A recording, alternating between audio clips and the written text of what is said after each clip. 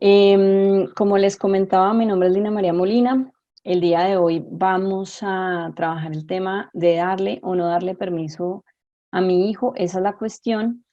Y específicamente este es un tema bien interesante y que tiene que ver bastante con el control de las emociones, pero generalmente nosotros escuchamos o nos dicen, bueno, ¿cómo es eso de controlar las emociones? ¿O ustedes a qué se refieren cuando recomiendan a los papás controles sus emociones, sepa reaccionar de una manera asertiva, no se deje llevar por lo que en ese momento está sintiendo, ¿no? ¿Cómo se puede hacer para controlar las emociones? Y específicamente eso nos lleva a una segunda pregunta que tiene que ver un poco con cuáles son las emociones. Entonces, específicamente en esta primera parte vamos a ver todo lo que tiene que ver con resolver la pregunta de cómo controlar las emociones.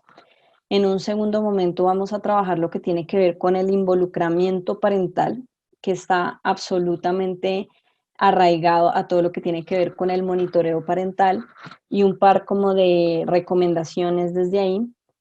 Y finalmente vamos a resolver las preguntas un poco desde los ejemplos, desde algunas realidades que se plantean cuando la cuestión es darle o no darle permiso a mi hijo.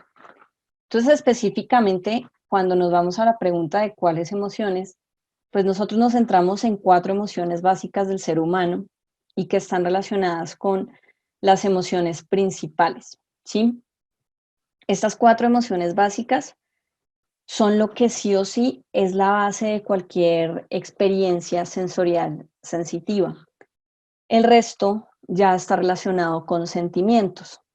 Entonces, por ejemplo, yo puedo estar hablando de miedo o puedo estar experimentando miedo y desde ahí eh, puedo decir, no, estoy angustiada, no, tengo temor, no, eh, tengo zozobra, pero la base, la raíz de esta experiencia emocional es el miedo específicamente. En un segundo momento tenemos la rabia, otra segunda emoción es la rabia, y que está asociado a connotaciones donde la gente dice el sentimiento es de maluquera, el sentimiento es de enojo, el sentimiento puede ser de ira, ¿sí? Puede ir un poco más allá. Una tercera emoción la conocemos como la tristeza. A veces, en términos de sentimientos, la persona le da una connotación cognitiva o una interpretación o una forma de llamarla que está asociada a estoy bajoneada, estoy caída emocionalmente, estoy con la depre, eso lo usan generalmente a veces los adolescentes. Y finalmente, la última emoción básica, que es la felicidad. La felicidad la podemos entender desde los sentimientos como no, estoy súper emocionada, estoy muy alegre, estoy absolutamente llena de vida, ¿sí? Son diferentes formas, connotaciones, incluso ustedes pueden tener más, de cómo le damos nombre a los sentimientos que experimentamos que parten de estas 4 emociones básicas. Y estas 4 emociones básicas es súper importante entenderlas porque están relacionadas con el hecho de cómo se puede o no, o se facilita o se dificulta darle o no darle un permiso a los hijos. Quisiera preguntarles a ustedes si saben de dónde vienen estas emociones, cuál es casi que la antesala o lo que está detrás cognitivamente, qué es la razón de dónde viene cada una de estas emociones y si lo sabe alguien, por favor, escríbalo en el chat. Si no lo saben, también escríbanlo para que yo sepa si lo saben o no lo saben. A las personas que están llegando, estamos en la clase de darle o no darle permiso a nuestros hijos mientras quienes están presentes responden a la pregunta que acabo de hacer. Y estamos en este momento abordando el tema de las emociones. Y la pregunta que acaba de hacer acerca de estas 4 emociones básicas tiene que ver con si saben de dónde vienen las emociones, si saben cuál es digamos que la parte de atrás el significado o lo que está detrás de cada una de estas 4 emociones básicas.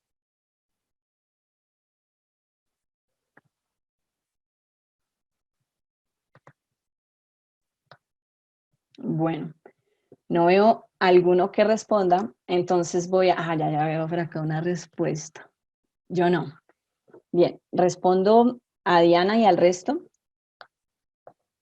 Cuando hablamos de estas 4 emociones básicas, generalmente están asociadas a la percepción de algo valioso, a la percepción del sentido. Recuerden, si ustedes están en este diplomado de padres, han tenido que ver en algún momento todo lo relacionado a la logoterapia, y desde la logoterapia, que es la terapia del sentido de la vida, se tiene una perspectiva y una percepción de la vida desde lo que es importante, desde lo que es valioso, desde lo que es significativo. Entonces, para esto voy a pedirles que ustedes se imaginen que están enfrente de lo que es valioso para cada uno de ustedes. Pero lo más importante, lo que para ustedes es absoluta, increíblemente importante. Y una vez que están enfrente de eso que es valioso, los voy a llevar por la experiencia rápidamente de estas 4 emociones básicas. Como no los puedo ver, sí me interesa, porque tienen la cámara apagada, sí me interesa que hagan el ejercicio concentrándose en lo que estamos diciendo. Cuando yo estoy en presencia de algo valioso, y eso que es lo más importante, que puede ser mi familia, que puede ser unos hijos, que puede ser los papás, que puede ser el perro, lo más importante que pueda tener una persona, y eso que es lo más valioso está en riesgo, yo anticipo que le puede pasar algo malo, estoy hablando de algo que me imagino a futuro, aparece el miedo, aparece la angustia, aparece la zozobra, porque yo me anticipo a que puede suceder algo malo a eso que es valioso. Si de repente estoy en Bogotá o estoy en otra ciudad o estoy en otro país y me doy cuenta que son las 12 de la noche y mis papás no contestan y no contestan hace 3 horas y usualmente a esa hora a la que yo estoy tratando de contactarme con ellos, ellos sí contestan, empiezo a tener una diferente cantidad de percepciones, de interpretaciones, de pensamientos, y puede surgir una emoción asociada a la angustia si considero que les puede pasar algo malo. No me contestan porque les está sucediendo algo malo o les pasó algo malo, pero yo anticipo. ¿Mm? Esto es lo que está detrás del miedo. Y es importante que ustedes lo entiendan por 2 razones. Primero, cuando se trata de darle o no darle permiso a mis hijos, pues entran en juego todas estas emociones. Le puede pasar algo malo, si le doy permiso para que vaya al paseo, si le doy permiso para que vaya a la fiesta, ¿sí? Todo lo que yo anticipo que le puede pasar. E incluso también nos sirve para comprender lo que le sucede a los hijos. Cuando ellos están en una experiencia de angustia, generalmente eso tiene que ver con que están anticipando que algo malo les va a pasar, ya sea porque, no sé, hicieron alguna travesura, entonces dicen, no, es que donde mis papás se enteren, algo malo me va a suceder. Eso es el miedo. ¿Qué es lo que está detrás de la rabia? Cuando ustedes están en presencia de algo valioso, de eso que es lo más importante que tienen en la vida, y ustedes se dan cuenta que eso que es valioso está siendo agredido por otro, pueden experimentar la rabia. La agresión desde malas palabras, pero incluso contacto físico, pero incluso dirigido hacia ustedes. Si usted está con su pareja y se pelea, y en ese momento de la pelea su pareja le dice unas palabras desagradables, usted puede sentir mucha rabia hacia su pareja. Entonces la rabia tiene que ver con que algo valioso está siendo agredido por otro alguien. Y ahí es donde surge la rabia. De hecho, la rabia y todas estas emociones tienen una base biológica fundamental que es asociada a la supervivencia. Y lo primero que pasa cuando está la experiencia emocional es que en el cerebro la señal, si es muy aguda, si es muy fuerte, pasa directamente al hipotálamo y al hipocampo. Y se tiene la experiencia emocional del cerebro antiguo después de pasar a la corteza prefrontal, que es donde está todo lo que tiene que ver con el juicio, el raciocinio, la conciencia, el control de impulsos, el control de emociones. Entonces, a veces por eso la gente reacciona frente a la emoción y después dice, uy, ¿qué hice?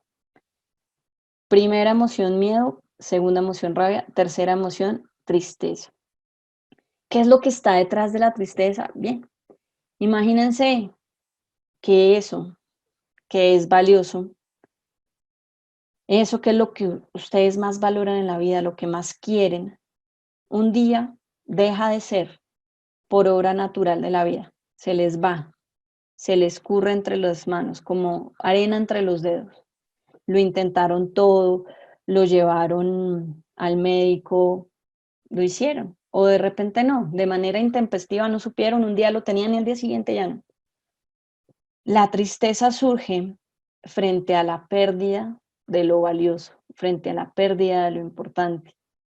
Por supuesto, hay pérdidas pequeñas y hay pérdidas grandes. Una pérdida pequeña puede ser, eh, se me dañó el computador, se me cayó al piso, se rompió la pantalla, se me dañó el disco duro, se dañó. Y podemos sentir tristeza, pero incluso el ser humano es tan complejo que podemos sentir varias emociones al mismo tiempo. Entonces puedo sentir tristeza, rabia conmigo mismo, con la vida, ¿no? Pero una emoción que surge, digamos que desde lo más básico, es la tristeza en un escenario como estos.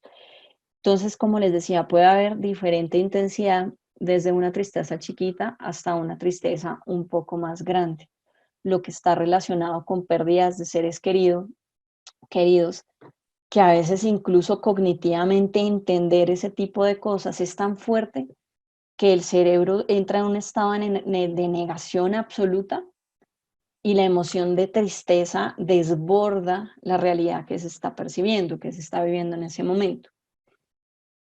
Cuarta emoción que tenemos acá y la última, ¿y qué es lo que está detrás de ella? La felicidad. Si estamos en presencia de eso, que es valioso, que amamos, que es absolutamente importante para nosotros, y eso está bien, está en óptimas condiciones, sin decir que ha pasado por las 4 esferas anteriores, si no estamos enfrente de eso valioso, podemos experimentar felicidad, alegría, ¿sí? Estar contentos. La felicidad recae cuando estás en presencia de eso que amas. Y por eso es tan importante que retomemos este tema un poquito a profundidad y desde lo valioso, porque sí o sí las cosas que son importantes para nosotros nos mueven las emociones.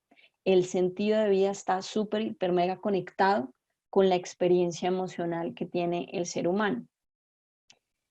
Y, por supuesto, siendo padres, pues el tema de darle o no darle permiso a mis hijos, pues puede estar atravesado por mucha experimentación de emociones que a veces llevan a la pregunta de ¿lo estoy haciendo bien? ¿No lo estoy haciendo bien? Y al clásico y conocido, digamos que discurso de a nadie le dieron un manual para criar a sus hijos, pero pues aquí es donde estamos en este punto de algunos tips de qué hacer, cómo, en qué momentos darle, cómo resolver algunas preguntas, cómo empaparme, cómo poder tener algunas herramientas que me permitan saber, tener una brújula que me permita saber el camino, si lo estoy encaminando por un camino un poco más iluminado. Ahora, por supuesto, siempre hay que tener en cuenta que los hijos toman sus propias decisiones, ¿no? Y los papás pueden ayudarles a alumbrar, pero a veces los hijos toman decisiones que no tienen que ver con la perspectiva de los papás y por eso es tan importante el tema que se va a trabajar después acerca de los límites que les permite a los hijos tener incluso un poco más de estructura. Y también es importante decir que a veces hay excepciones a la regla, no es la mayoría de los casos. En la mayoría de los casos, entre más presencia, entre más involucramiento, entre más conexión de los papás con sus hijos, pues las probabilidades de riesgo se disminuyen, que por eso es tan importante lo que tiene que ver con el involucramiento parental y con el monitoreo parental. El monitoreo visto desde la supervisión, desde el control, pero también desde la cercanía. Y el involucramiento se centra mucho más en lo que tiene que ver con la cercanía de los papás. Entonces, es clave tener en cuenta que para establecer o dar permisos, tiene que haber una cercanía de los papás con sus hijos, tiene que haber un involucramiento.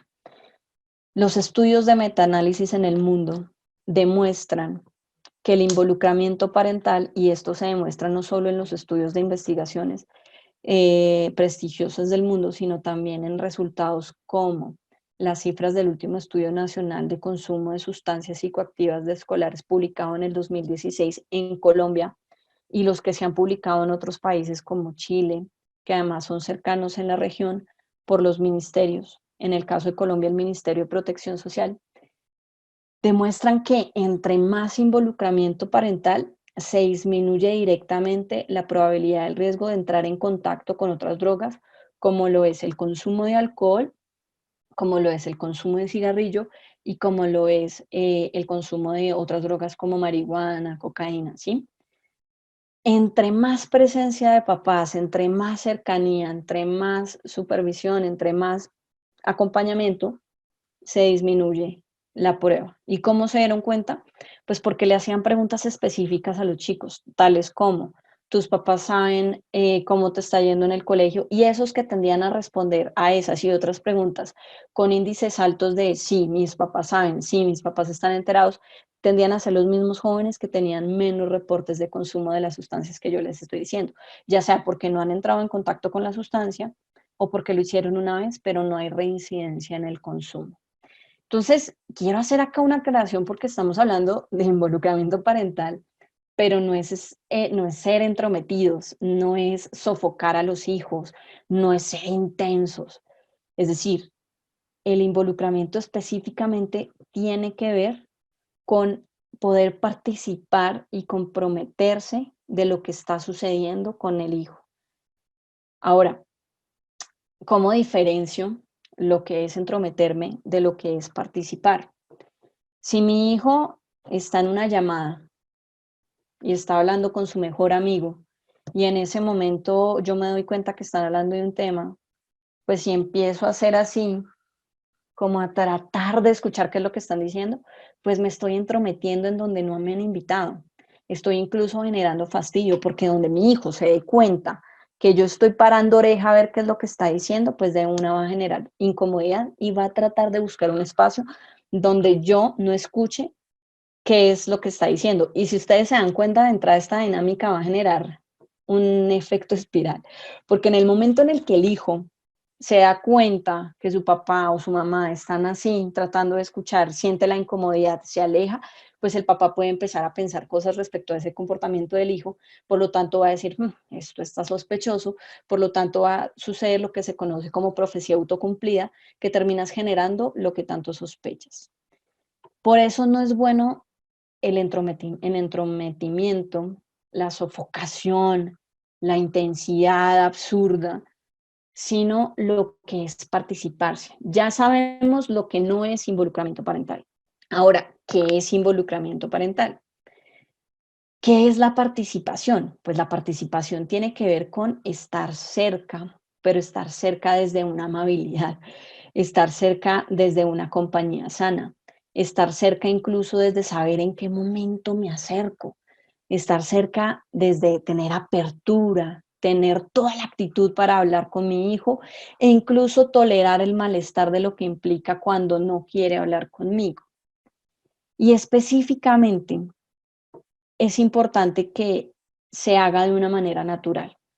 A veces, y sobre todo, bueno, voy a hacer digamos que un paréntesis, porque obviamente ahorita estamos en una situación de vida que implica un cambio en las dinámicas familiares, una convivencia un poco más constante, unos ritmos que se encuentran un poco más seguido, unas presencias que quizás se cruzan con mayor frecuencia, y eso hace que la dinámica cambie un poco, en algunas familias, en otras no tanto. Mas, sin embargo, desde el mundo en el que venimos, desde las realidades de donde venimos, pues a muchos les sucede, a muchas familias les pasa que las posibilidades o los momentos de encuentro se han ido disminuyendo cada vez más. Y resulta que los papás en época de angustia muchas veces lo que dicen es, bueno, vamos a ver cómo está mi hijo, y lo primero que hacen es cómo te fue en el colegio, que claramente puede ser una de las peores preguntas que le puede hacer un papá a su hijo, porque algo que es sumamente importante es que la entrada al diálogo con el hijo no se dé desde el colegio, porque a veces es de lo último a lo que quieren hablar. Y algo que funciona perfectamente para que se pueda dar esa comunicación, esa conversación padres e hijos, es que el papá o la mamá tenga apertura a hablar de sí mismo y que se den escenarios un poco más fluidos, un poco más naturales. Ahorita que estamos en un momento de aislamiento donde se convive más en la familia, pues se puede dar desde cocinar, entonces si están cocinando, que se puedan conversaciones de, uy, no, es que hoy en el trabajo estuvimos hablando de este tema, ¿sí? Y que los papás puedan dar incluso apertura. Pero sobre todo y además tener apertura cuando el hijo se dirige al papá o a la mamá y le comparte algún tema. Porque es que lo que a veces sucede es que los hijos tienen apertura, pero los papás no se dan cuenta de eso, porque están metidos en el celular, porque están preocupados por el trabajo, porque claro, yo sé que a veces los hijos no se acercan en el momento adecuado cuando el papá puede hablar, pero es que a veces ningún momento es adecuado. Entonces es importante ver que esos pequeños momentos, sobre todo si son adolescentes, que se acercan ellos cuando tienen apertura, son instantes, son situaciones, son momentos que hay que aprovechar profundamente. Por ejemplo, tenía el caso en una terapia hace unas semanas, donde una mamá me decía, no, es que yo no lo entiendo. O sea, Juan David solamente, estoy dando nombres que no son, Juan David solamente quiere que yo esté con él cuando hay estadio. Y pues a mí no me gusta el fútbol, qué pereza. Este es un adolescente aproximadamente de 12 años, cerrado absolutamente a cualquier contacto, de hablar, de expresarse con su mamá, y resulta que el niño la invitaba al estadio. Yo le decía, mira, yo te entiendo que a ti no te gusta el fútbol y no te tiene por qué gustar, mas sin embargo, si te das cuenta, él te está abriendo, te está dando la invitación a su realidad y ahí tenemos que tener apertura. Otro caso, un papá me decía, no, pero es que estoy cansado, es que él no se levanta, es que él no tiene mi ritmo y yo pues yo soy una persona muy organizada, soy absolutamente estructurado, cumplo, me levanto temprano, respeto el tiempo de la gente, pero pues él es lento, silencioso. Y entonces un poco yo le decía, bueno, ¿por qué no a veces, solo a veces bajas un poquito la revolución para encontrarte con los tiempos de tu hijo, sin que eso quiera decir que tu realidad cambie profundamente ni que te adaptes exclusivamente a los tiempos de él ni a la realidad de él, pero sí tener un poquito de apertura para poder entender al otro. Como los papás tienen más experiencia en la vida, tienen más años de vida, a veces se comete el error de creer que mi experiencia de vida es la única válida. Y es importante tampoco irse al otro extremo, donde tu experiencia de vida es la única válida, sino encontrar un punto de equilibrio, un punto medio, donde les podamos enseñar a ellos, pero también ellos puedan aprender de nosotros. Porque resulta que hay algunos que tienen experiencias de vida diferente y que invitan a que nos pensemos de una manera diferente.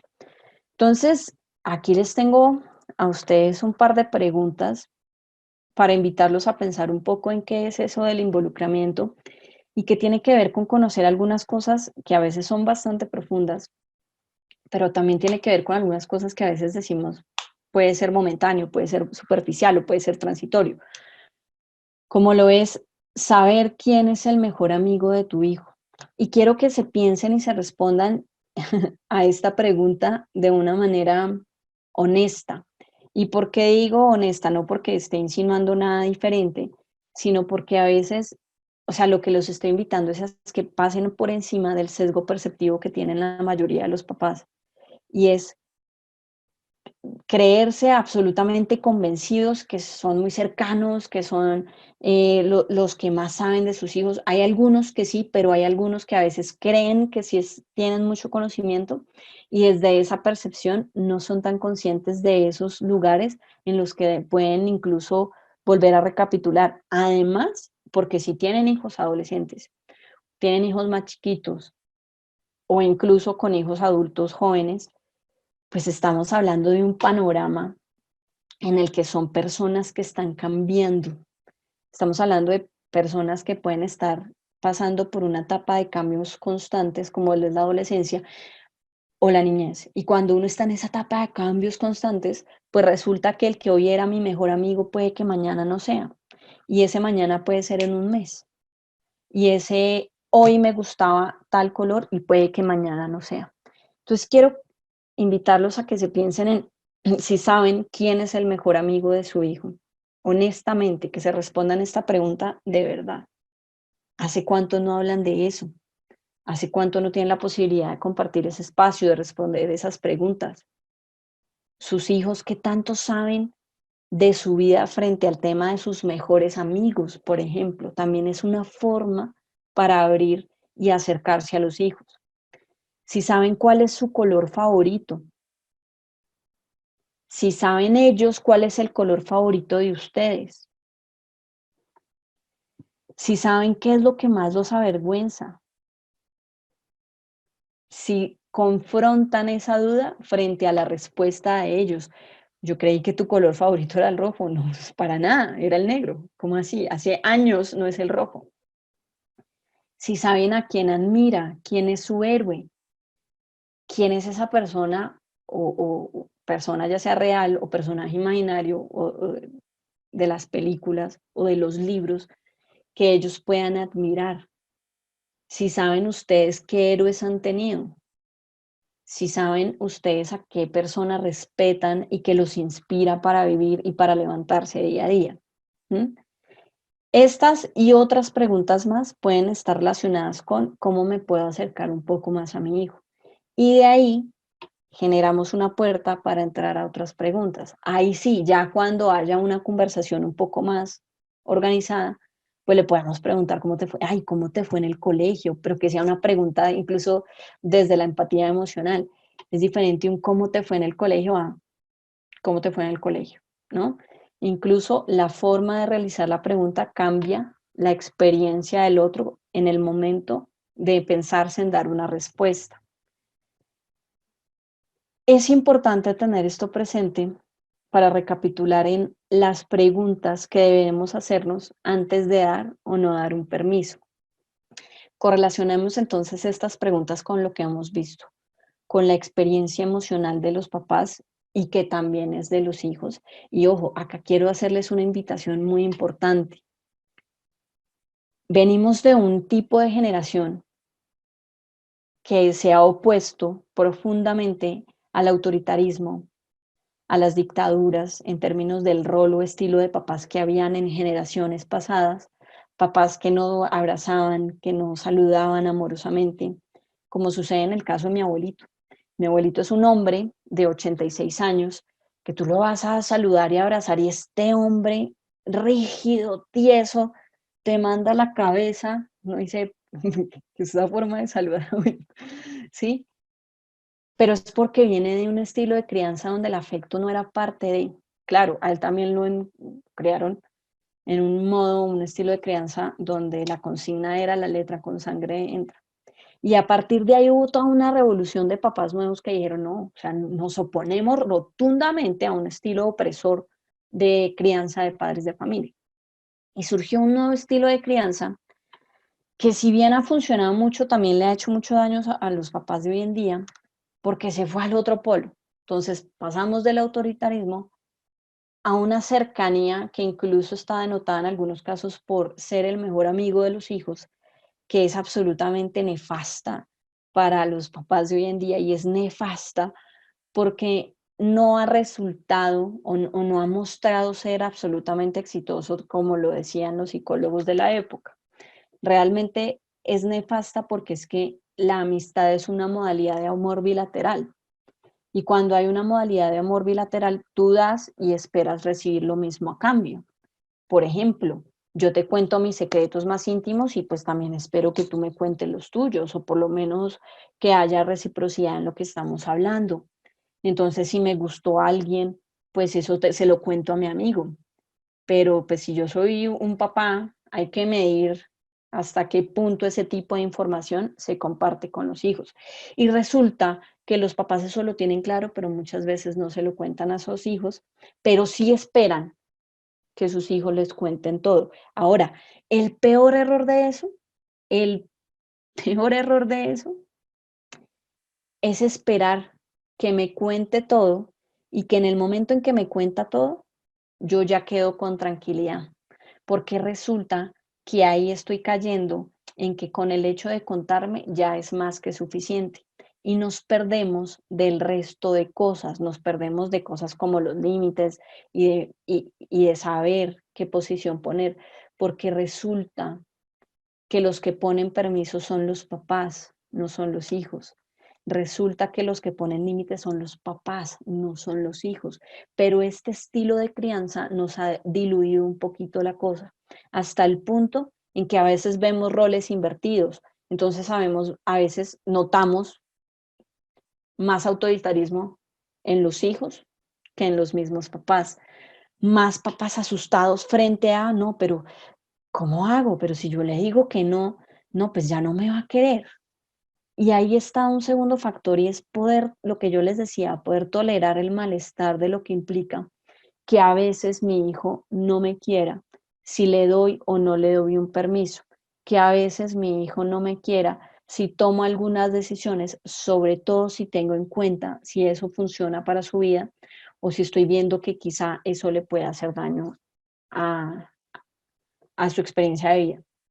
Entonces, primer pregunta, hay que recordar un poco estas preguntas que tenemos que hacernos cuando estamos frente a si le damos o no le damos permiso a los hijos. Conoce y está de acuerdo con el lugar en el que se llevará la actividad. Específicamente, si yo desconozco el lugar donde se va a llevar la actividad, es altamente probable que sucedan muchas cosas. Que primero, pues que pueda hacer cualquier tipo de actividad. Y eso de entrada a una persona que es papá o que es mamá, pues lo va a llevar a tener una experiencia de angustia o una experiencia emocional que no es tan agradable, porque partimos de la incertidumbre. Y aquí quiero tomar unos ejemplos específicos que tienen que ver con cómo estamos en un mundo que nos invita a estar tanto tiempo por fuera, que nos invita a estar en la empresa, que nos invita a estar viajando, que nos invita a estar haciendo cosas que no involucran el escenario familiar tan fuertemente como en épocas pasadas, pues a veces estamos desconectados y es importante conectarnos con lo valioso, conectarnos con la familia. Quizá esto que estamos viviendo en este momento de cuarentena es una llamada y una invitación a ver dónde está realmente lo valioso, a ver qué tan atento he estado a mis hijos, a ver qué tan atento he estado a mi familia, a ver qué tan atento o atenta he estado a lo que es importante para mí. Y resulta que me puedo estar dando cuenta en estos momentos que a veces le pude haber dado permiso sin conocer cuál era el lugar donde se desarrollaba la actividad y que quizá mi hijo pudo haber estado en un riesgo importante. Entonces es importante chulear esa pregunta porque es algo que nos va a dotar o nos va a dar alguna ruta que nos indique que estamos haciendo las cosas bien. Saber el lugar donde se va a llevar a cabo la actividad nos permite anticipar los escenarios de riesgo, nos permite prevenir. Según Víctor Frankl, la prevención es una capacidad específicamente humana que habla de la anticipación desde el punto de vista de tratar de cuidarnos de aquello que nos pone en riesgo. Entonces, específicamente, si yo sé dónde se va a realizar la actividad, pues de entrada ya estoy previendo si es una actividad adecuada para mi hijo, si es un lugar confiable, si es un escenario que le va a dar digamos que la mayor cantidad de garantías a mi hijo. No es lo mismo que el hijo salga a una reunión que se va a hacer, no sé, en Unicentro, a que el hijo salga a una reunión que se va a hacer el sábado a las 12 de la noche en la localidad de Santa Fe. No, los escenarios son completamente diferentes y es importante saber dónde se va a llevar a cabo esa actividad. Segundo, usted conoce y se siente cómodo con los padres de familia que organizan la actividad.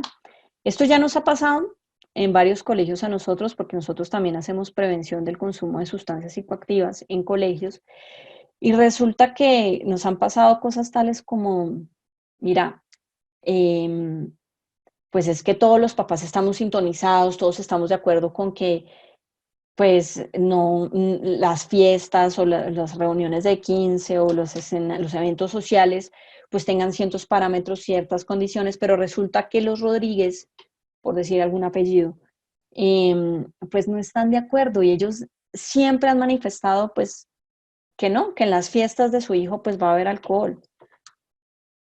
Conoce a la familia, conoce las posturas que tiene la familia frente al consumo de sustancias, frente al estilo de vida, incluso frente a las trasnochadas, frente a la alimentación, y está tranquilo y está de acuerdo con la actividad que se está organizando. Por eso es importante dar respuesta a estas preguntas, porque además de lo que menciona en todo lo que ustedes han venido estudiando, lo que menciona en el libro, lo que menciona en estos espacios, pues es una invitación para recordar qué es lo importante, dónde está lo valioso, por qué vale la pena responder a estas preguntas. Si yo me siento cómodo, pues es más fácil darle un sí a esto. Ya hablo con las personas o adultos responsables de la actividad, ya hablo sobre los parámetros de la actividad.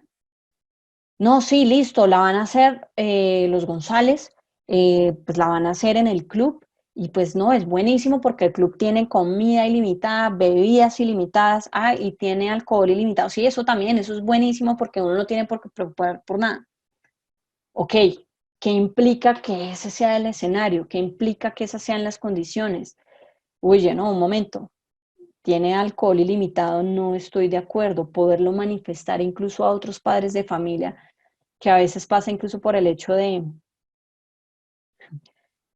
establecer los parámetros dentro de los cuales un papá se siente tranquilo, una mamá se siente tranquila para darle o no darle permiso a su hijo, pero incluso pasa por decidir si lo dejo o no lo dejo ir a una actividad que lo puede poner en riesgo, ¿no? ¿Y eso qué implica? Ahora, por supuesto, el tema no es censurarles todas las actividades, ni necesariamente censurarles todos los escenarios de riesgo, porque en algún momento se tendrán que ver enfrentados a eso. Pero todo también tiene que estar relacionado con la edad que tienen los hijos, con el momento de vida en el que están, con los permisos previos que ustedes les han dado, con la forma como ellos han respondido a esos permisos, ¿no? Todo tiene un consecutivo, todo tiene una historia y todo tiene una forma que nos permite saber, identificar cuál es la mejor forma de proceder. Los va a llevar, los va a traer, ya organizó la manera como los llevará al lugar.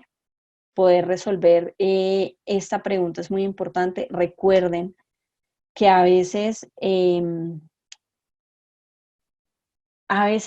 si sus hijos son adolescentes, están en un momento de vida donde tienen mucha apertura cuando están en presencia de sus papás, si están con sus amigos y no se dan cuenta que están hablando de cosas que seguramente no hablarían directamente con sus papás, pero que sí la están conversando con sus hijos, perdón, con sus amigos, y que si la están conversando, pues nos podemos enterar de algunas cosas adicionales que puede estar pasando en la realidad o en la vida de ellos. Y no solo eso, también tiene que ver con ponerse de acuerdo los papás. Ponerse de acuerdo implica hacer un poco lo que hacían cuando estos hijos eran pequeñitos. Esta noche yo me trasnocho y lo cuido y procuro que se duerma, pero la siguiente noche hazlo tú. Y sobre todo si estamos en épocas de fiestas de 15, hay que ponerse de acuerdo, hay que distribuir tareas, porque si no el cansancio que se va a sentir, claro, igual Alejandro de Barbieri, psicólogo uruguayo, habla que la paternidad es cansarse amorosamente. Yo no los voy a engañar, ustedes se van a sentir cansados, pero es un cansancio con propósito, pero además puede ser un cansancio planificado. ¿En qué momentos me canso? ¿En qué momentos no? Ponerse de acuerdo con otros papás para saber hasta qué horas va a finalizar un evento, una reunión y decir, uy, no, pues es que si todas las reuniones y todas las fiestas y todos los eventos de nuestros hijos en común finalizan a las 2 de la mañana, yo cada 8 días estoy de 2 en 2 o 3 3 o 5 5, pues es más complicado. Pongámonos de acuerdo, porque si es de llevar y recogerlos, pues va a ser mucho más fácil si tenemos un estándar donde todos estemos unificados. Además, porque eso disminuye tensiones, los chicos no van a, perdón, no van a molestar o no van a generar incomodidad frente a, no, pero es que, ¿cómo así? Tú me estás molestando.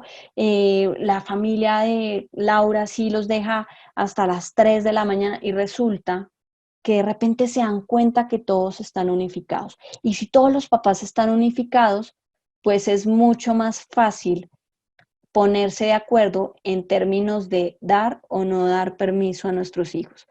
¿Podrías repetir eso de la paternidad es un cansancio? Sí, me están escribiendo por acá. Alejandro de Barbieri dice que educar desde el punto de vista de la paternidad es cansarse amorosamente. No quiere decir necesariamente que ustedes están condenados al cansancio. Lo que quiero decir es que en muchos momentos de su vida van a sentir cansancio, van a sentir angustia, van a sentir frustración, pero también van a sentir amor. Y cuando nos esforzamos siendo papás de adolescentes, cansándonos en el momento de la adolescencia, estamos garantizando unas condiciones de vida donde ellos van a crecer con unos parámetros de libertad un poco más garantizados. En otras palabras, es mejor cansarse hoy a que el hijo tenga 40 años y yo siga cansado porque no trabaja, porque no se esfuerza, porque resulta que desde chiquitico consumió drogas, le di mucha libertad, en esa época yo no andaba cansado, yo andaba relajado porque ya era grande, porque ya podía hacer su vida y lo dejo volar. Entonces, educar es cansarse amorosamente en el momento justo de vida en que ellos necesitan más involucramiento y más presencia de papás. Verificar si hay adultos supervisando el permiso. No, sí, claro, buenísimo. Vienen a la fiesta, vienen a la reunión y mi hijo que tiene 25 años está en la universidad, estudia derecho, es maravilloso, va a estar con ellos acompañándolo en la fiesta. Y voy a agregar otro aquí. Ah, y son 20 niños. Miren, si a veces no le hacen caso a los papás, que le hagan caso a un adolescente de 24, de 25 es muy complejo. Ahora, dejarle esa responsabilidad a una persona de 24, 25 que seguramente se divierte con cosas que a ellos les gustaría divertirse o que está incluso en unos escenarios de riesgo un poco más avanzados, pues no es lo más recomendable. Hay que ver con quién los dejamos y si estamos tranquilos y de acuerdo con esa persona con la que los estamos dejando. Definir específicamente las condiciones, esto es un poco ya lo que he hablado, saber si le van a dar alcohol y si estoy de acuerdo o no estoy de acuerdo con eso. Por supuesto, no es recomendable el consumo de alcohol en menores de edad por todos los niveles de riesgo que ustedes saben que se aumentan cuando son menores de edad, porque hay mayores tasas de suicidio, hay mayores tasas de violencia, de riñas, de peleas, hay mayores tasas de accidentes automovilísticos y no solamente porque esté conduciendo bajo los efectos del alcohol, sino porque puede estar por la calle bajo los efectos del alcohol y lo pueden atropellar o puede sufrir algún accidente. Todas las tasas de abuso sexual aumentan, ya sea abusador o víctima, por estar bajo los efectos del alcohol. Entonces es importante que se cuide a los hijos de estos escenarios, de estos factores de riesgo que pueden experimentar por el consumo de la sustancia, además de todo lo que está involucrado de los daños que implica al organismo, al cuerpo, un cerebro que se envejece más rápido, una memoria que se deteriora al 50%, la probabilidad de tener un aumento en la probabilidad de tener 8 tipos diferentes de cáncer, entre los que están faringe, laringe, intestino, estómago, esófago, ¿no? Todo lo que está relacionado con eso. ¿Qué tan segura es la actividad? No, pues es que siempre le han encantado las actividades que generan adrenalina, entonces pues no, pues decidieron irse por carretera hacia Boyacá porque hay unos lugares espectaculares para lanzarse en paracaídas y resulta que van con gente que consume alcohol todo el tiempo, van bebiendo en la van, tras de que van a hacer una actividad riesgosa como lanzarse de paracaídas, pues ya el consumo de alcohol aumenta los niveles de riesgo. Entonces estoy tranquilo con esa actividad que va a hacer. Ahora, muy importante, en todos los escenarios, hablarles de lo que esperamos de ellos, hablarles de cómo esperamos que se comporten, definirles, mira, espero de ti esto, espero que te comportes así, porque igual en el mundo va a haber escenarios de riesgo, entonces yo espero que tú reacciones, que te comportas, que hagas, ¿sí? Que hagas este tipo de cosas y sobre todo, más allá de eso, decirle, estoy orgullosa, estoy orgulloso que hayas hecho esto o que hayas hecho lo otro. Si no hay reconocimiento de lo que están haciendo bien, sino que doy por hecho que debería ser así, pues da lo mismo hacer las cosas bien que hacerlas mal. Si al contrario mis papás me hablan mal, me hablan más cuando me porto mal, pues quizá obtengo más atención, obtengo una ganancia, entonces vale la pena portarme un poquito más mal que portarme bien. Es importante que conozcan todas estas variables, los horarios, que identifiquen si se sienten tranquilos, que conozcan cuáles son los amigos de sus hijos. No, es que Juan David le encanta relacionarse con los chicos de 11 y él está en séptimo, pero es que esos son los amigos de él. Si sabemos que a Juan David le encanta hablarse con niños de 11, sabemos que hay unos escenarios de riesgo. Por supuesto, no necesariamente implica censurarle las amistades. A veces hay amistades de 11, buenas amistades, pero ¿por qué un niño de séptimo se está hablando con los de 11? Ahora, los de 11 están en una realidad a veces completamente diferente y no por malos, sino porque su realidad es diferente, pues los pueden empezar a invitar a cosas que a veces no es para la edad de los niños de séptimo, por dar un ejemplo. Hablar con los papás, definir, bien, quiero mostrarles un video de unos papás. Espero que funcione el audio, integre el video a la presentación para que no haya dificultades con el audio. Me dicen si escuchan bien. Quiero mostrarles un video y que ustedes ya para el cierre me cuenten en qué deben trabajar en los papás de este video. ¿Listo? Además de hacer el resto de preguntas que tengamos, que es una forma que tengo para que podamos redondear un poco el tema de darle o no darle permiso a mi hijo. Quisiera preguntarles, ¿escuchan bien el video?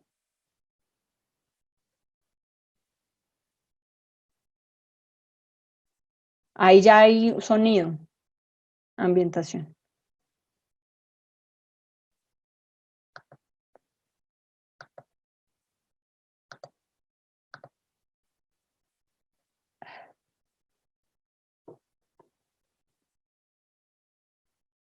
Ah, qué lástima, no se escucha.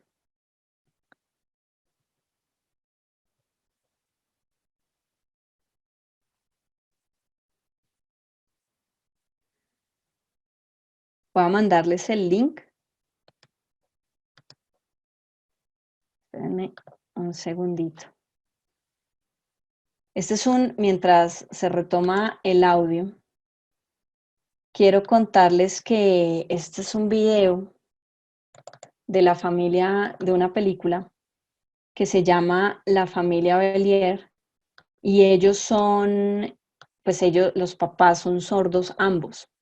La hija, que es la niña monita que ustedes estaban viendo ahí, sí puede hablar, no es sorda, sí puede hablar, sí puede escuchar, porque es que claro, cuando hay una familia, yo no sé si les puedo mandar este documento por acá, cuando hay una familia que es sorda, que los papás son sordos, pues resulta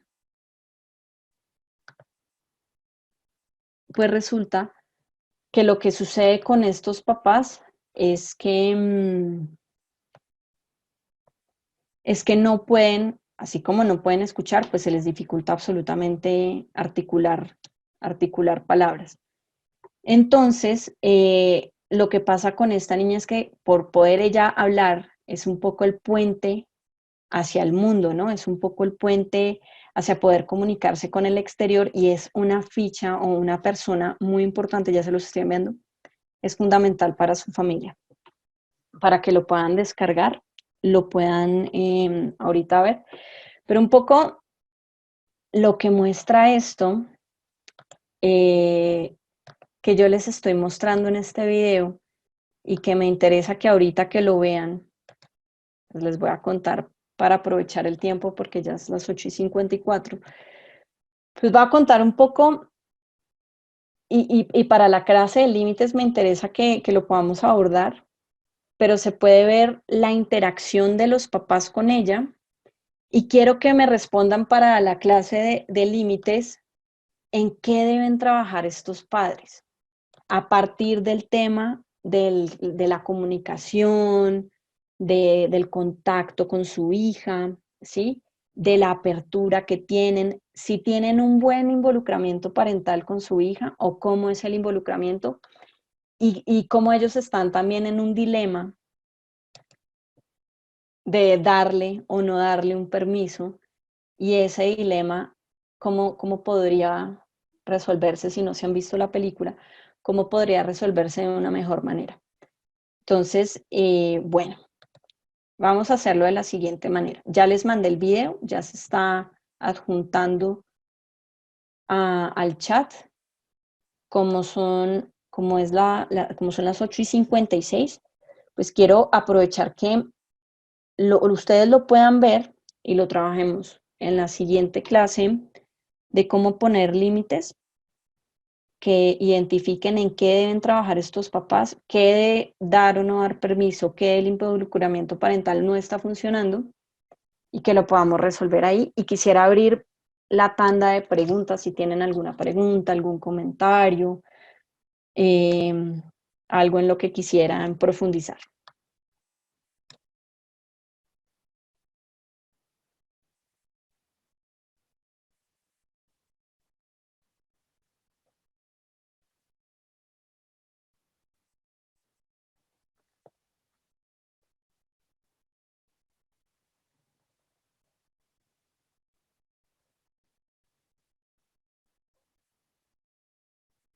Si quieren hacerla por chat o si quieren participar con micrófono.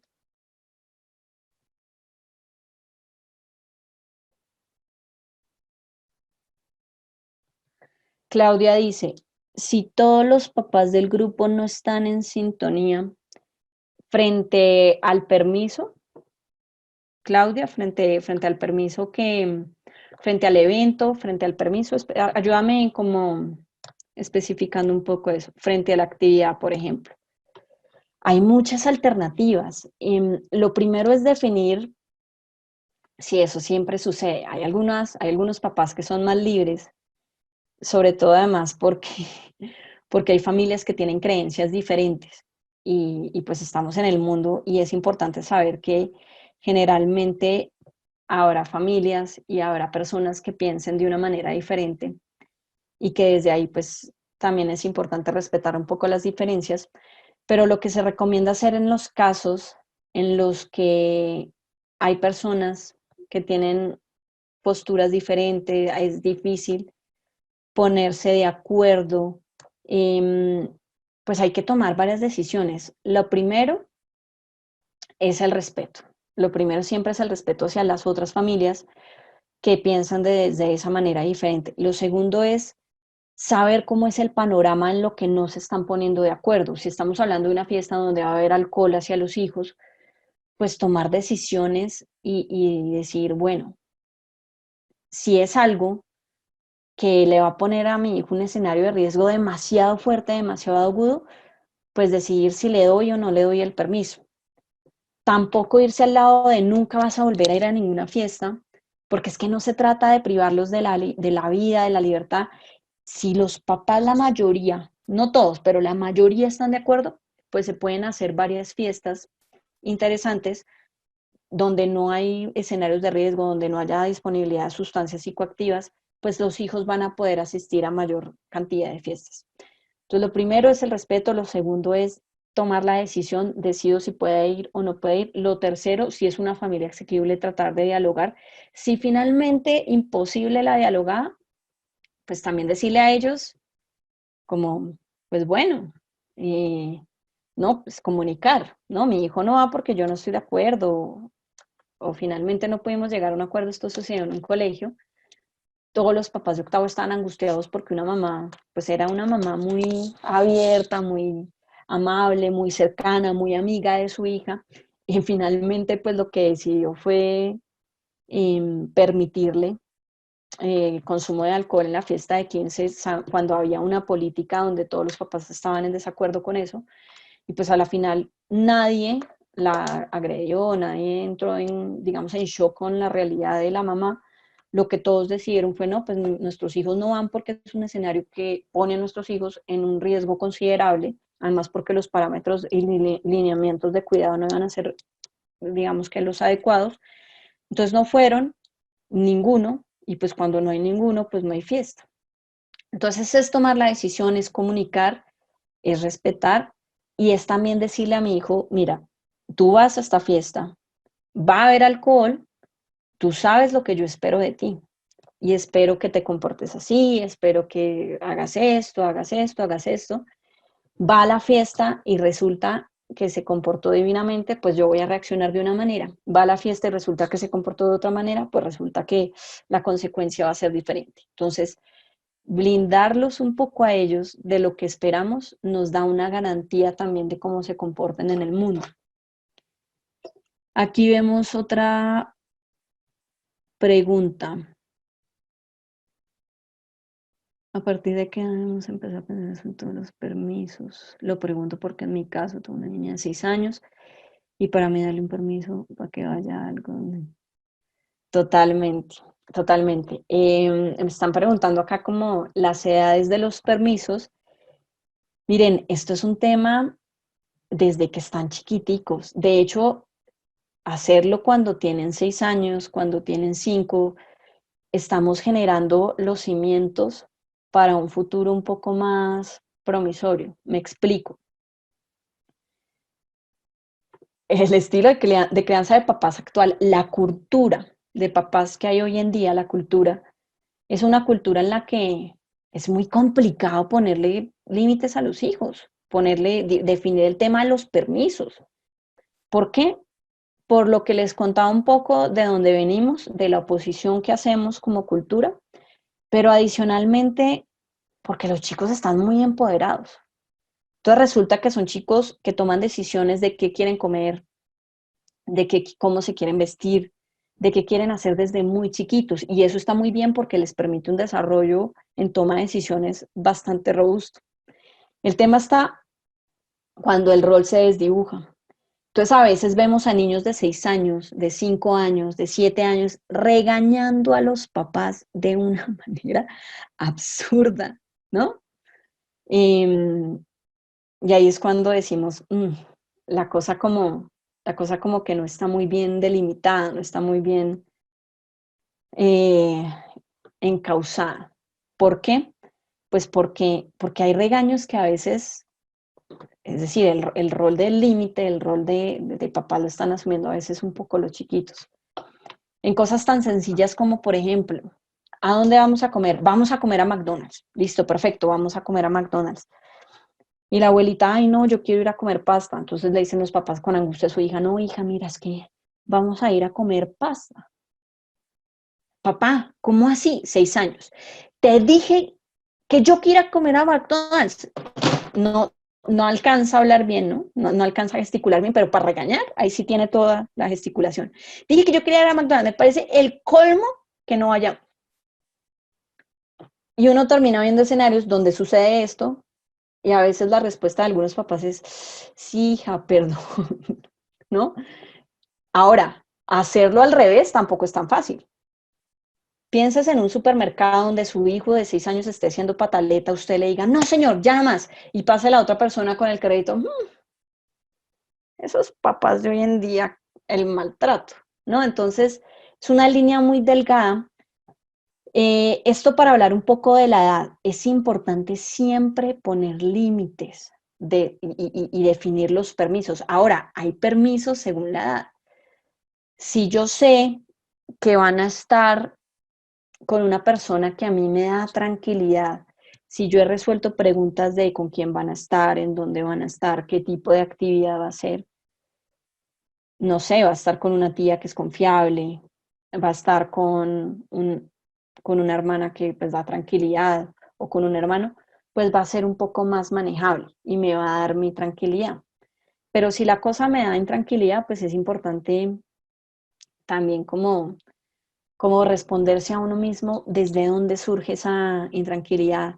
Si siento que todavía es muy temprano y es mejor no hacerlo, pues también es importante respetar esas alarmas que tienen los papás. Frente a la actividad, perdón, Karen nos pregunta o nos comenta, cuando no tenemos tranquilidad por distintas situaciones de dar un permiso, pero el hijo está empeñado en asistir, ¿cómo manejar la situación con él para no terminar en pelea? Eh, Bueno, este es el tema de límites que vamos a trabajar un poco cuando nos centremos a abordar los límites, pero pues quiero responderte un poco desde, hay que recordar que los papás son los papás, es decir, quienes ponen los lineamientos son los papás y a veces eso implica pasar por algunas peleas duras, difíciles, incómodas, pero entre más consistentes seamos, entre más nos mantengamos en una postura, pues la pelea va a ser un poquito menos complicada. Y les digo casos que hemos tenido de la vida real. Adictos, los adictos por lo general son muy desregulados, son muy complejos, son muy desafiantes, implica una pelea, pero cuando hay normas que no se negocian, cuando hay coherencia y consistencia, es muy difícil que ellos sigan. Algunos insisten más que otros, por supuesto, y hay hijos un poco más complejos que otros, pero entre más consistencia en la norma haya, más fácil va a ser poner la norma a la siguiente, porque también hay un agotamiento. Es importante, ahí sí, el manejo emocional. Yo les puedo invitar, o te puedo invitar específicamente a ti, Karen, a hacer una lista, un listado de las normas y de las consecuencias. Y que una vez está esa lista y están las consecuencias, cada vez que tú le digas que sí o le digas que no, en términos de los permisos, ya sea porque hay una historia, pues tú le dices, mira, entiendo tu rabia, pero pues hay unas consecuencias que se están dando por unas normas que hay que no se cumplieron. Y tratar un poco de distanciarte, que es lo que hace el adulto, porque el adolescente no lo va a hacer, el adolescente tiende a ser un poco más transgresivo, entonces distanciarte un poquito para no caer en una pelea emocional, sobre todo desde lo emocional, que no te enganche. Es conveniente vigilar el celular de mi hijo de WhatsApp teniendo en cuenta que tiene 14 años, por supuesto. Es decir, esta es una conversación que sucede mucho en el ámbito de los papás porque hoy con la tecnología pues se habla bastante de la privacidad, ¿no? Pero también hay límites en términos de la privacidad. No quiere decir, a ver, no quiere decir la intromisión, pero pues estamos hablando de un dispositivo que no tiene por qué estar bloqueado, que no, sobre todo para los papás, que no tiene por qué estar oculto, sobre todo en una edad donde no es solamente el hecho de lo que mi hijo puede hacer, sino también es una edad donde ellos son target de muchas cosas que a veces no son tan favorables. Entonces, la política de entrada para que ellos tengan este dispositivo debe ser una política muy clara donde no sea un celular con secreto, pues con clave, donde la información no esté oculta, donde se pueda tener el papá o la mamá pueda tener un acceso tranquilo al WhatsApp. De hecho, piensen en que, si bien claro, hoy en día a veces tenemos algunos adolescentes que tienen recursos por sí mismos, pues la mayoría de los adolescentes tienen recursos por sus papás. Y si tienen celular, pues lo tienen porque sus papás se lo dan. Desde ahí, uno como papá, uno como mamá tiene derecho a poner unas condiciones, porque es que yo soy el que te está brindando eso, yo soy el que lo está pagando, yo soy el que te está permitiendo que tú tengas un servicio. y además eres menor de edad. Y siendo menor de edad, yo tengo que darte las condiciones desde el Código de Infancia y Adolescencia, a propósito que hoy en día tenemos jóvenes tan enterados de las leyes y de los parámetros, pues tengo que brindarte, soy responsable de brindarte las mejores condiciones que a ti no te expongan a situaciones de riesgo. Claudia dice, y entonces uno se vuelve papá el malo. Mi hijo tiene 9 años y aún estoy empezando. Pero el tema del celular, no hemos logrado ponernos de acuerdo. Ay, pero si eso no es bullying, nadie va, le dañan la fiesta a la niña. Sí, miren, si podemos ponernos de acuerdo con todos los papás, o bueno, la mayoría de los papás que son los amigos de mi hijo, y acordamos que, no sé, las condiciones de la fiesta son A, B, C, si acordamos que la actividad va a ser esta, que el horario de inicio va a ser este, que el horario de finalización va a ser este, pues no voy a ser yo la mala mamá extraterrestre que pone las normas y que está tratando de acabar la vida social de mi hijo, porque además le puede decir el hijo eso a uno, sino que todos vamos a ser papás malos. Y cuando todos somos malos, pues ya nadie, no, ya nadie lo es, porque todo se normaliza. Entonces, es importantísimo tratar de conseguir el teléfono de los otros papás, de comunicarse con los papás amigos, con los papás que son los papás del amigo de mi hijo, ¿no? Como para poder llegar a acuerdos, estimar cosas y bajar un poco el nivel de maldosidad que los jóvenes pueden transmitir a sus papás. Además, porque, miren, nos ha pasado en muchos encuentros, reuniones y conferencias que nos dicen, ah, pero es que a mí también me dice que soy la mala, y por allá un papá dice, ah, a mí también me dice que soy el malo, y por allá otro, y a la final se dan cuenta que es una estrategia que usan los hijos para tratar de convencer a los papás. Ahora, a veces tenemos que pasar por malos. Ese es también un poco el rol de los papás, por eso es que no somos amigos de los hijos, por eso es que los papás son papás y los amigos son amigos, y los que ponen el límite son los papás. Entonces sí, y si el hijo está apoyando para hacer lo que él quiere, también es un llamado a yo soy el que tengo que ponerle el límite, yo soy el que tengo que ponerle parámetros, yo soy el que tengo que volver al rol de papá o de mamá.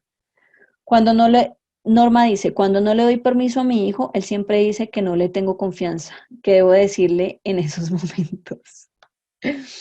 Eh, Pues Norma, ¿cuántos años tiene tu hijo? Un poco para enmarcar la respuesta. Mientras me respondes la edad, 14. Ah, no, es que está en la edad perfecta para la manipulación.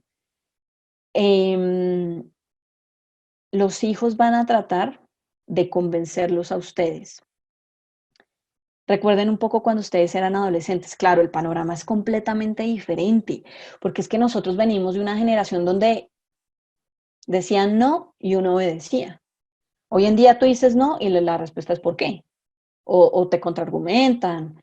E incluso ellos ven clases de yoga en los colegios, de mindfulness, de meditación, de herramientas de automanejo emocional y entonces te llegan con unas respuestas que tú dices, espérate un poco, ¿sí?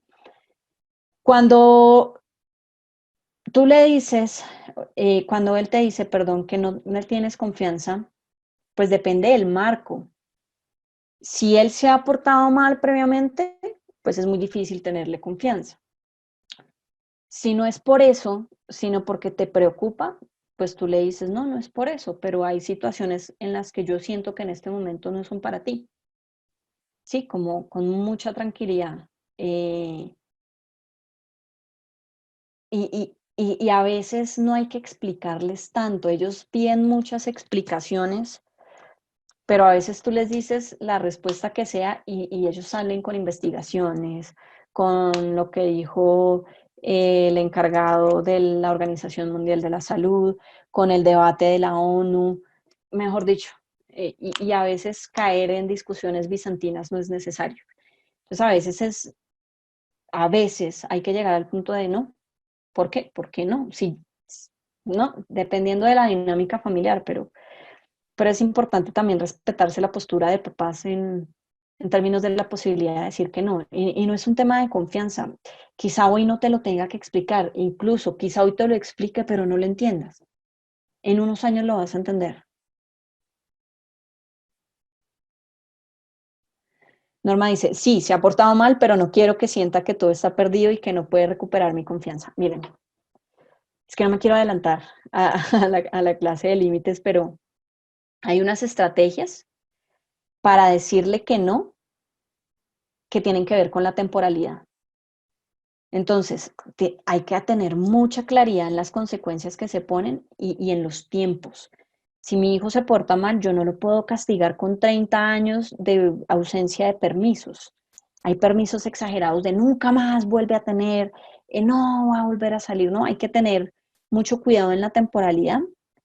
Y cuando hay una temporalidad justa, consecuente, con la conducta o el comportamiento que no se ha llevado adecuadamente, pues es más fácil. No es solamente decirle que no, sino también es decirle cómo puedes volver al sí. Y desde ahí él puede empezar a retomar su confianza.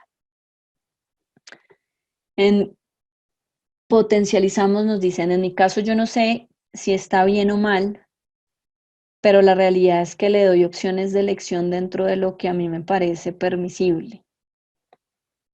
Es decir, le das un marco, un parámetro. Es interesante, ¿no? Como escoge tú, pero estoy escogiendo yo. eh, no es, sí, no es como haz lo que quieras, sino escoge entre esto. Es una forma un poco sutil de decir no a otras cosas. Me parece una herramienta muy interesante y se puede usar dependiendo del contexto. Es como vas a esta fiesta o vas a esta fiesta o esta fiesta y dejamos por fuera las que no.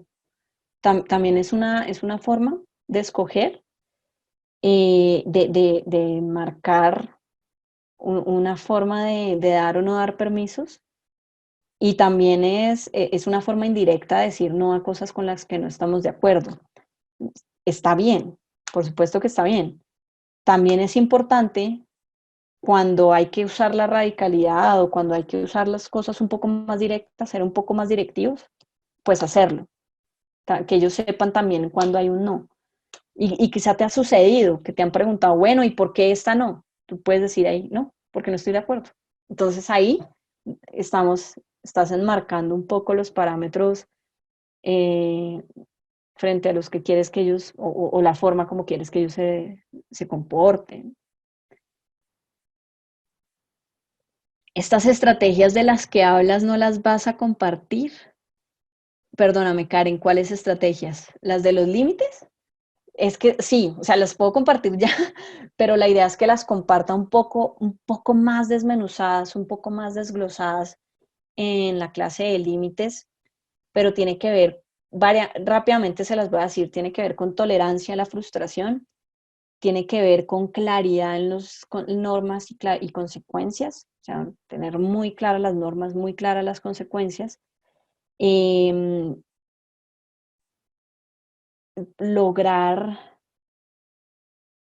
lograr pasar algunos rounds, que es las estrategias que ellos utilizan para tratar de convencer a los papás. En eso voy a ahondar bastante la clase de límites y normas, em, pero sí tiene que ver con estrategias para papás, pues tener claridad en consecuencias, tener claridad en normas, tener claridad en el manejo emocional y cuando ellos lleguen armados, saber cómo responder. Por ejemplo, frente a la manipulación emocional, por ejemplo, frente al llanto, por ejemplo, frente a la rabia, no caer específicamente en lo que ellos quieren que caigamos para para que nos convenzcan, sino poder reaccionar de una manera en la que ellos no esperan. Entre más tranquilidad tengas tú y entre más tú le digas a tu hijo, mira, esto lo estoy decidiendo porque hay un antecedente, con toda la tranquilidad, más fácil va a ser que te crean, más fácil va a ser que ellos vean consistencia. Véanlo un poco cómo funcionan las empresas. Uno le cree al jefe tranquilo. Es más, hasta uno le da pena. Como este man es tan respetuoso que darle mal es un poco lo mismo. Es un liderazgo desde papás también, si lo vemos desde el punto de vista del liderazgo, que puede ayudar a sus hijos a enmarcar esa ruta. ¿Son esas las estrategias que estabas preguntándome, Karen? Bien, exacto. Sí, es importante que no se sacrifique al resto. Bueno, perfecto. Sí, sí, es que no quiero como agotar el tema de la siguiente sesión. Bueno, quiero agradecerles a todos por este espacio. Em, Me gustaría que en algún momento de la siguiente clase, pues yo pudiera ver algunos conectados, pudiera conocerlos, em, como ver la cara de ustedes a través de las cámaras. Y bueno, ha sido un espacio muy agradable para mí. Espero que haya sido también un espacio muy agradable para ustedes. Por favor, véanse el video y respondemos la pregunta en qué deben trabajar estos papás en la siguiente clase. ¿Listo? Muchísimas gracias a ustedes. Gracias.